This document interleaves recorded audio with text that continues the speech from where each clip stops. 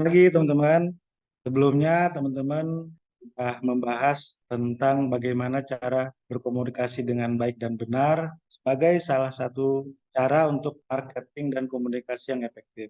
Di sini saya akan membahas langkah selanjutnya yaitu adalah analisa pasar atau target yang ditentukan. Untuk apa? Bayangkan kalau kita tidak mengenal siapa target kita, tentunya target yang atau sasaran yang akan menjadi harapan tidak sesuai dengan ekspektasi kita. Agar kita dapat menguasai betul pasar kita, siapa pelanggan kita, ini penting dilakukan oleh teman-teman. Teman-teman tentu tahu tren ini. Ternyata menurut survei terakhir, Google menguasai pasar banyak 91%, mengalahkan Bing, bahkan Yahoo, sekalipun dalam hal mesin pencari atau search engine. Menarik bukan? Google menerapkan contoh sukses dari market atau produk fit. Apa itu market atau produk fit? Produk fit atau market fit merupakan kondisi di mana antara produk atau layanan yang ditawarkan suatu organisasi dirasakan cocok dengan si pelanggan.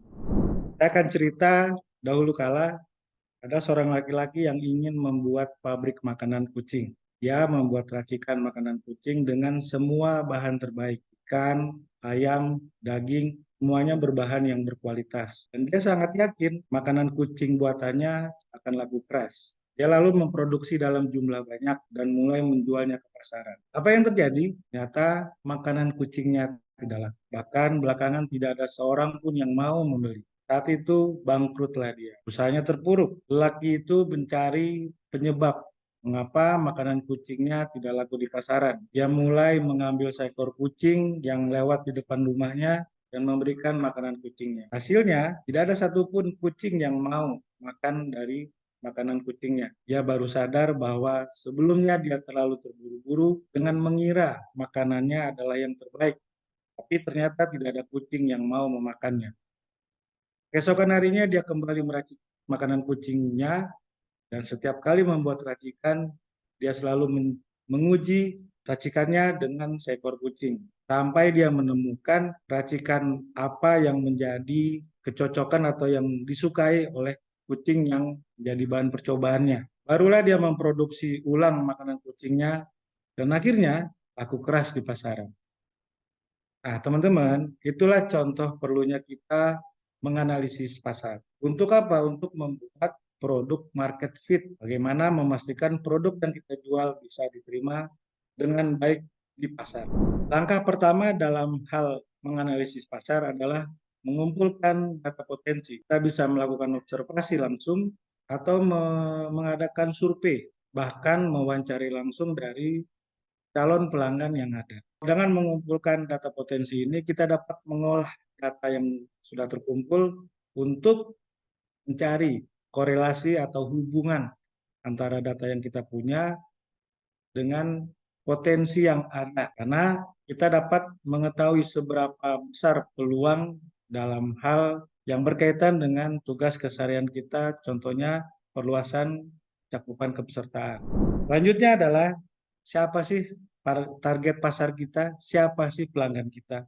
Kalau kita sudah tahu siapa pelanggan kita, kita bisa tentukan, kita bisa tahu apalagi kebutuhan mereka. Di sini kita coba kenalkan alat bantu untuk memudahkan tahapan yang sebelumnya, yakni Value Proposition Canvas. Jadi Value Proposition Canvas ini merupakan bisnis model tools atau alat bantu yang membantu kita dalam hal mengenal lebih dalam keinginan pasar. Kemudian menghubungkannya dengan produk layanan yang kita punya, sehingga tercipta nilai lebih atau value untuk memenuhi kebutuhan dan keinginan peserta. Dalam value proposition canvas ini, kita buat sederhana dalam 3 bagian gambar. Yang bagian lingkaran adalah customer profile. Di dalam customer profile ini kita pilih menjadi 3 bagian. Pertama adalah bagaimana customer jobs atau aktivitas pelanggan kita, target kita. Lalu customer pains, apa saja yang menjadi masalah yang dialami oleh si pelanggan kita. Lalu ada customer gains. Customer gains ini merupakan harapan atau keinginan apa yang dibutuhkan oleh si peserta. atau pelanggan kita. Di bagian kotak itu kita sebut value of map, di mana di situ ada produk and service. Tentunya yang berkaitan dengan tugas kita adalah program jam sostek. Lalu ada lagi pain relievers. Pain relievers ini merupakan obat penawar dari pains yang dialami oleh si peserta tadi. Lalu ada bagian gain creators, di mana gain creators ini merupakan solusi atau hal-hal yang menjadi jawaban atas kebutuhan, keinginan, harapan dari customer tadi. Nah, untuk slide detailnya, kita coba lihat dalam customer profile ini, tugas kita adalah mengidentifikasi aktivitas dari si peserta. Mulai dari demografinya seperti apa, contohnya usia atau berapa lama dia bekerja, lalu daya belinya bagaimana. Lalu kita identifikasi dari sisi aspek geografis, hanya wilayah si lingkungan dari pesertanya atau pelanggan tadi seperti apa. Lalu behavior atau pola perilaku keseharian, bagaimana? Apakah dia memang bekerja secara harian atau mingguan atau bulanan? Lalu ada lagi ke psikografik. Ini yang dimaksudkan adalah nilai sosial yang dipunyai oleh si pelanggan atau calon peserta yang menjadi target kita. Bagaimana nilai sosialnya, sikap sosialnya. Lalu berikutnya kita bisa identifikasi berdasarkan functional jobs. Apakah si peserta tadi melakukan pekerjaan secara spesifik yang harus diselesaikan. Lalu aspek berikutnya adalah social jobs. Social jobs ini identik dengan citra atau image dari si peserta. Apakah dia ingin dikenal, ataukah dan lain sebagainya. Lalu identifikasi berikutnya kita bisa melihat dari emotional jobs. Emotional jobs ini berdasarkan dari perasaan yang lebih spesifik dari si pelanggan yang kita menjadikan target. Lalu berikutnya supporting jobs. Supporting jobs ini apakah si pelanggan atau peserta melakukan aktivitas yang berhubungan dengan jual beli dan sebagainya. Setelah selesai identifikasi tadi, dalam hal memprofiling customer yang kita punya, pada prinsipnya kita harus menggali lebih dalam sebanyak-banyaknya informasi tentang si pelanggan atau target yang kita punya.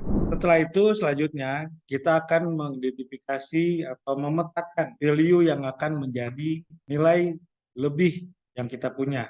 Mulai dari menentukan produk and service yang kita punya. Dalam tugas keseharian kita sudah punya. Selesai kita memprofiling customer kita atau calon peserta, selanjutnya kita mengidentifikasi atau memetakan value atau nilai lebih yang akan kita tawarkan kepada si target kita. Dimulai dengan kita menentukan produk dan service kita. Dalam tugas keseharian yang kita punya program jam sostek. Lalu selanjutnya kita mengidentifikasi atau memetakan apa yang menjadi pain relievers, solusi yang ditawarkan dari produk kita. Atau apa sih yang menjadi obat penawar dari pain customer tadi yang sudah ditentukan.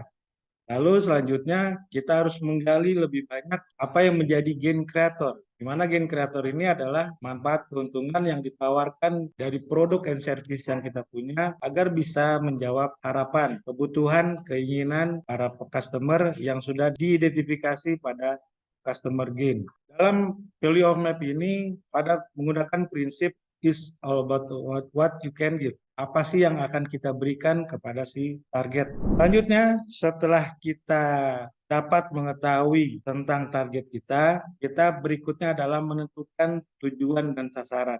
Dalam tujuan sasaran ini, untuk memudahkan kita menggunakan prinsip SMART. Tentunya teman-teman sudah banyak yang mengetahui hal ini. Jadi SMART ini terdiri dari akronim. Pertama adalah S, spesifik, M, measurable, E, achievable, R, relevant, dan terakhir T, time. Tujuan sasaran yang kita tentukan haruslah spesifik, harus tidak ambigu, harus jelas. Bayangkan kita punya tujuan yang ambigu, tentu akan menjadi berantakan, kan? Lalu tujuan kita harus bisa terukur, karena memudahkan kita untuk apakah kita bisa berhasil atau sampai mana posisi tujuan yang kita sedang ingin dicapai. Lalu tujuan sasaran kita haruslah dapat direalisasikan. Percuma kita buat angka target setinggi-tingginya kalau kita tidak bisa achieve. Lalu tujuan sasaran kita haruslah relevan dengan apa yang menjadi kebutuhan kita selanjutnya. Dan tentunya tujuan sasaran yang kita buat harus dibatasi dengan waktu. Bayangkan kalau kita hanya mengerjakan sesuatu hal berlama-lama, maka pekerjaan yang lainnya pun akan terbengkalai. Langkah terakhir dalam menganalisa pasar adalah kita harus membuat kesimpulan. Bagaimana monefnya kita? Bagaimana kita melakukan monitoring dan evaluasi? Tujuannya adalah apa? Kita bisa mengetahui apakah langkah-langkah yang sudah kita lakukan sudah benar atau belum. Kalau memang sudah benar, apakah memang sudah mendekati sasaran kita atau belum? Kalau belum, kita lakukan evaluasi, apakah memang harus dilanjutkan cara kita atau kita rubah cara kita.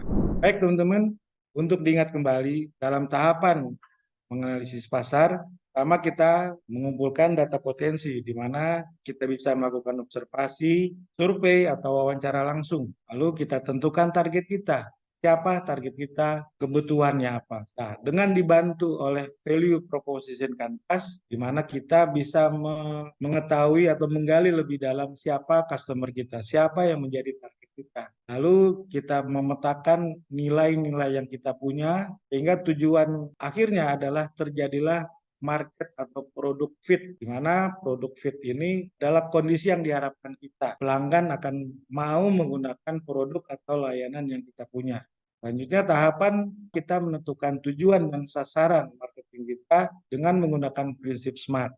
Terakhir, kita terus melakukan monitoring dan evaluasi agar bisa mengetahui marketing atau komunikasi yang kita sudah lakukan apakah sudah efektif atau belum. Nah, di sini teman-teman sedikit untuk melatih kemampuan kita, kami akan berikan games kepada teman-teman bagaimana cara membuat value proposition canvas yang di awal sudah saya jelaskan. Jadi teman-teman akan buat ini dan mengirimkan kepada kami agar teman-teman bisa mempraktekkan dalam tugas keseharian teman-teman. Mungkin itu saja dari saya. Tetap semangat, semoga sukses dan bahagia. Assalamualaikum warahmatullahi wabarakatuh.